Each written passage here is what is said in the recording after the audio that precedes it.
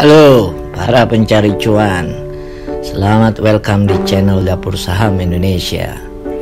Channel yang akan membawa lo semua sadar akan kenyataan di bursa saham. Pedagang saham yang udah mesen saham Goto sebelumnya pagi ini senyum-senyum nih. PT Goto Gojek Tokopedia Tbk atau kodenya Goto pagi ini resmi melantai di BEI Bursa Efek Indonesia, dan di awal pagi-pagi perdagangan harga saham Goto bergerak melesat 18,3%. Posisinya udah di 400 per saham. Padahal yang mesen sebelumnya cuman beli di harga 338 per saham. Mudah-mudahan para pengemudi Gojek dapat juga cuannya lebar, karena saham ini dilakukan juga program saham gotong royong. Goto mengalokasikan saham nilainya 310 miliar untuk mitra pengemudi. Ada juga Goto Future Fund, dana abadi untuk mendukung inisiatif solusi yang memberikan manfaat bagi para pemangku kepentingan dalam ekosistem Goto. Gitu beritanya. Nah, kalau lo sopir pengemudi Goto melalui program saham gotong royong, lo akan menerima saham secara cuma-cuma alias gratis setelah berakhir masa lock up, terhitung sejak diterima pernyataan efektif dari OJK sampai dengan 8 bulan setelah tanggal pernyataan efektif tersebut. Kita bisa saksikan dari total proses IPO, Goto ngumpulin total dana 15,8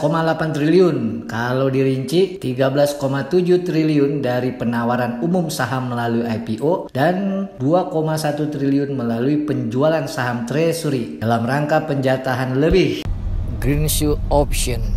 Hasil penghimpunan dana ini boleh dibilang wow, kapitalisasi pasar Goto mencapai 400,3 triliun rupiah. Nggak heran ya, Nadiem Makarim selaku Mendikbudristek yang juga pendiri Gojek hadir di acara listing atau pencatatan perdana saham PT Goto Gojek Tokopedia di main hall utama Bursa Efek Indonesia. Goto menjadi emiten ke-15 yang melantai di bursa di tahun 2022. Kalau lo ingat, Nadiem ini mendirikan Gojek pada 2010.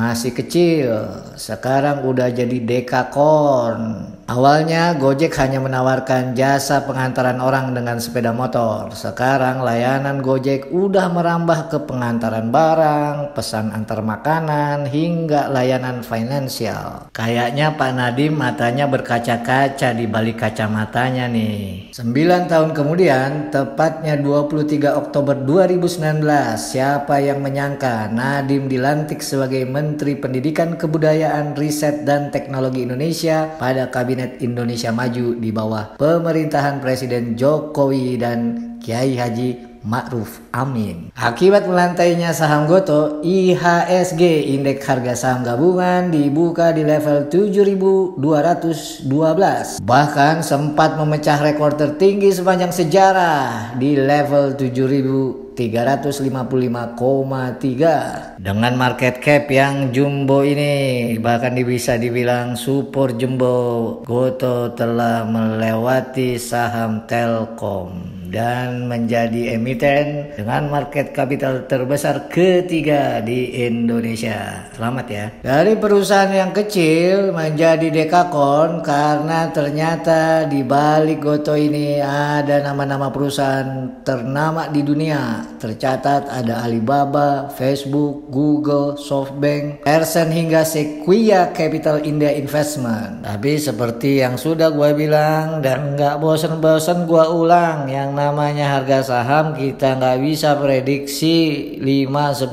menit ke depan. Walaupun pagi ini udah sempet di harga 400 rupiah per lembar saham, bisa aja hari ini besok saham Goto arah lagi atau malah turun. Memang zaman sekarang laporan keuangan perusahaan atau emiten yang masih rugi, harga sahamnya bisa jadi naik. Yang penting banyak orang yang beli. Nih kayak pagi tadi nih, deretan yang ngantri mengular, berharap bisa cuan lebar. Kalau lu baca laporan keuangan Gotoh, nilai transaksi bruto Gotoh mencapai 414 triliun selama 12 bulan terakhir. Pertumbuhan tahunan kuartal 3 2020 dan 2021 mencapai 62%. Sedangkan kalau kita lihat jumlah transaksi setahun mencapai 55 juta konsumen, termasuk gua nih. Tingkat margin kerugian sebelum pajak penghasilan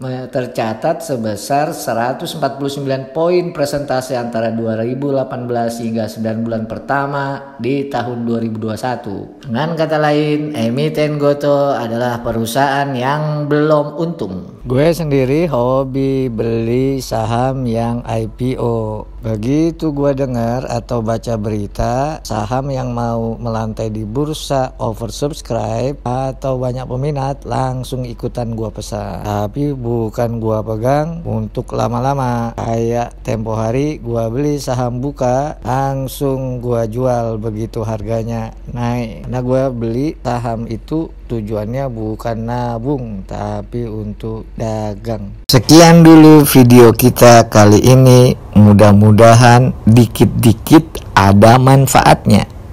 Terima kasih ya udah nonton channel Dapur Saham Indonesia.